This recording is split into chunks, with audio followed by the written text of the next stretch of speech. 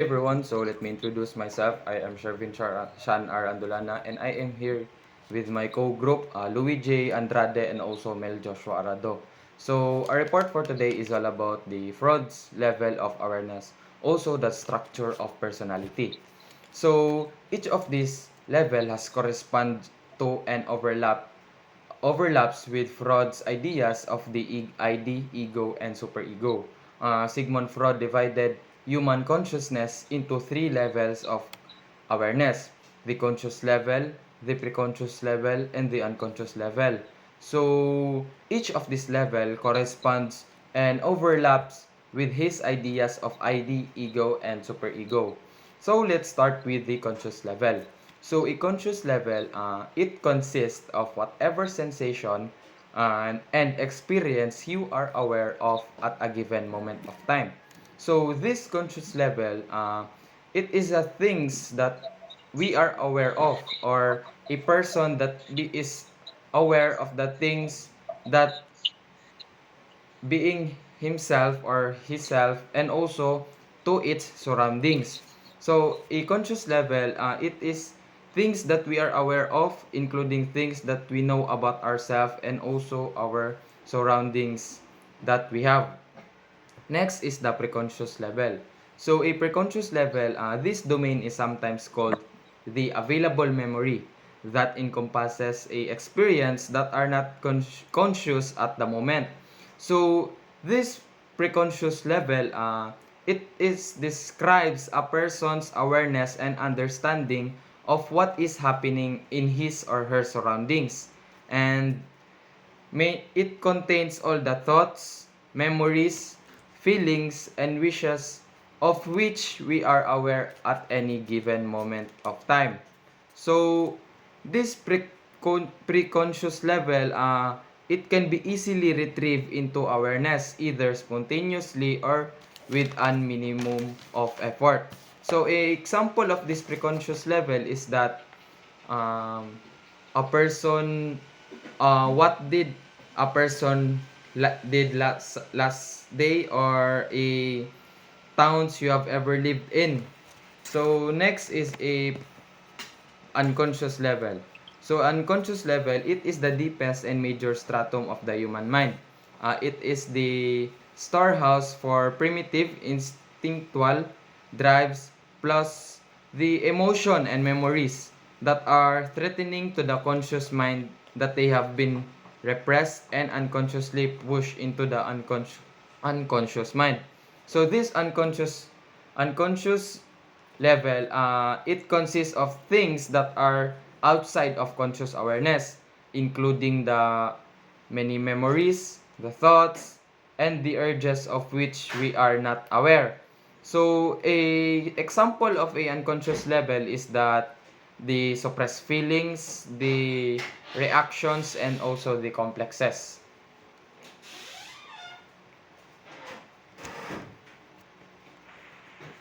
Tables for psychos- psychosexual stages. According to Freud, a person goes through the sequence of these five stages, and along the way, there are needs to be met.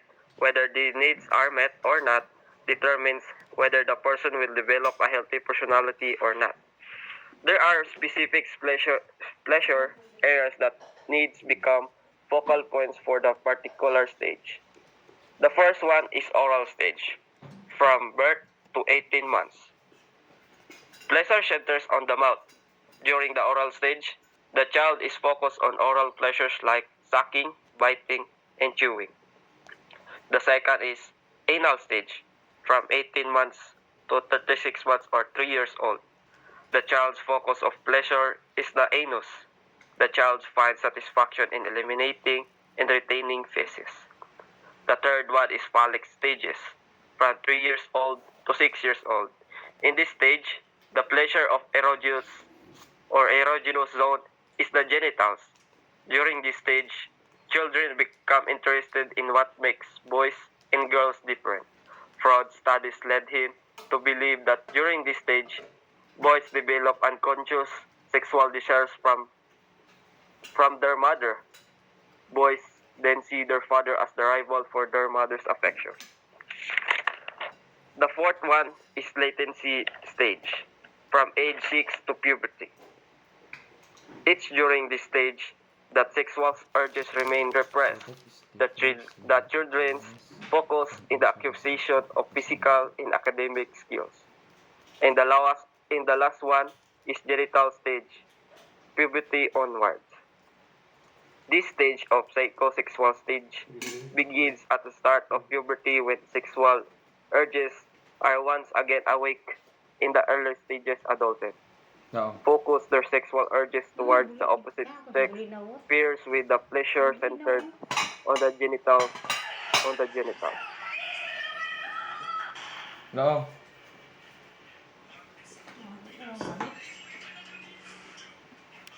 Next, pre.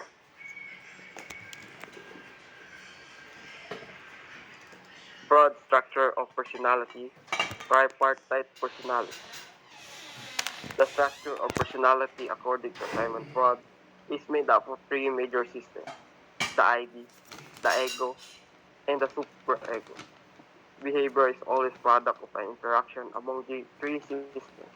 Really does one system operate to the exclusion of other two.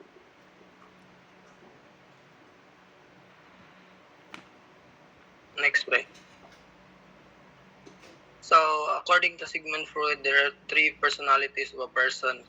First is the id, or instinctual drive. Id allows us to get our basic needs met.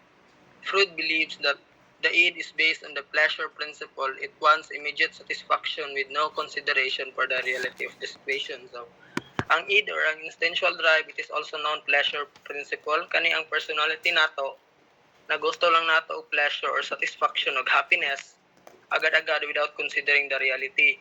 It refers also to the selfish, primitive, childish pleasure-oriented part of the personality with no ability to delay gratification. Ang last is ang superego or a conscience of man or ang konsensya. The superego develops during the phallic stage as a result of the moral constraint placed on us by our parents. It is generally believed that a strong superego serves to inhibit the biological instinct of the id, resulting on a high level of guilt. So ang ang superego, ang last is more on morality principle and mo na siya ang konsensya nato. And then sa tunga nila is ang ego. So ang ego, as the child interacts more with the world, the ego begins to develop. The ego job is to meet the needs of the id while taking into account of the constraint of the reality. The ego acknowledges that being impulsive or selfish can sometimes hurt us. So the id must be constrained. So diri ang ego is ginatawag ni siya gateway of actions or a decision maker. Sa tulo ka personality nato, which is ang ego and superego, ang ego is ang decision kung unsay buhaton, pero bago siya mo decision is gina-considered sa niya si id o si superego, or ginapagkasundo niya ang duha ka personality nga dapat sa iyang buhaton nga decision is masatisfied sad si ego o si superego. So ang decision ni ego ang is nakabase sa duha ka personality, which is ang id o ang superego. Example, bre. For example, ano nga picture? Is na candy. So unsa ingon ni id? Ang kay id man kay pleasure principle, gusto lang man niyag sa iyaha lang. So ang ingon niya, it's all yours. Forget about your brother. Keep it all for yourself. So ang ingon po ni superego, which is ang konsensya o ang gusto ni id is para lang sa ihatanan, pero ang gusto ni superego is ang gusto niya is ihatag tanan sa iyang son. So you know that your brother loves candy, you should give it all to him and not to be greedy. So ang kay id is gusto niya iyaha lang, pero ang sa superego is ihatag sa iyang isang tanan.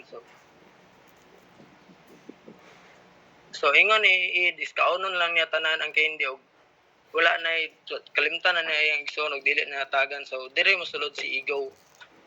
Siya ang magdesisyon sa dapat buhaton considering id and superego. Sa iyang buhaton na decision is dapat satisfied si id and satisfied sa si superego. So ang decision ni ego is, I know mom gave me this candy to share with my brother. We should split it evenly. So ang gibuhat ni ego is dapat masatisfied niya si id ug si superego. So ang gusto naman ni id is para sa iyang sarili lang. Ang gusto po ni superego is mahatag tanan sa iyang brother. So iyang gibuhat is para masatisfied ang duha is Iyahan lang ito nga, which is para sa iyang sarili o para sa iyang igsoon. Fair. Mga lang, that's all. So that is the level of awareness, the psychosexual stages, and also the structure of personality of Sigmund Freud. So that is all our report. Thank you for listening.